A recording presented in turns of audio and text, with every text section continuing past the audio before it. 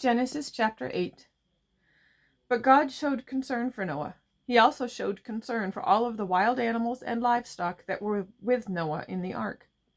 So God sent a wind over the earth, and the waters began to go down. The springs at the bottom of the oceans had been closed, the windows of the skies had been closed, and the rain had stopped falling from the sky. The water continued to go down from the earth. At the end of the 150 days, the water had gone down.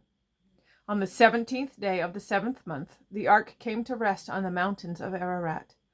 The waters continued to go down until the 10th month. On the first day of the month, the tops of the mountains could be seen. After 40 days, Noah opened the window he had made in the ark. He sent a raven out. It kept flying back and forth until the water had dried up from the earth. Then Noah sent a dove out. He wanted to see if the water had gone down from the surface of the ground. But the dove couldn't find any place to put its feet down. There was still water over the whole surface of the earth. So the dove returned to Noah in the ark. Noah reached out his hand and took the dove in. He brought it back to himself in the ark. He waited 7 more days. Then he sent the dove out from the ark again. In the evening, the dove returned to him. There in its beak was a freshly picked olive leaf. So Noah knew that the water on the earth had gone down. He waited 7 more days. Then he sent the dove out again, but that time it didn't return to him.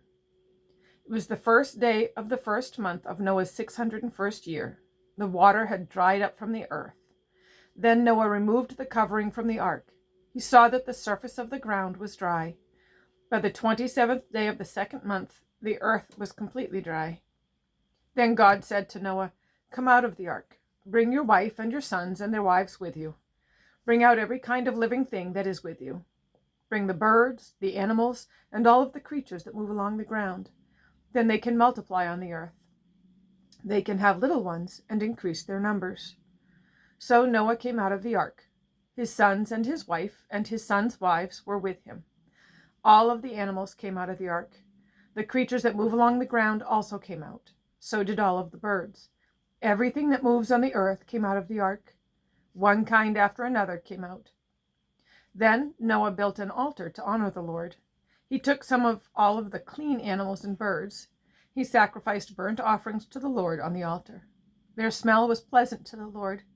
He said to himself, "I will never put a curse on the ground again because of man. I will not do it, even though his heart is always directed toward what is evil. His thoughts are evil from the time he is young. I will never destroy all living things again as I have just done. As long as the earth lasts, there will always be a time to plant and a time to gather the crops. As long as the earth lasts, there will always be cold and heat. There will always be summer and winter, day and night."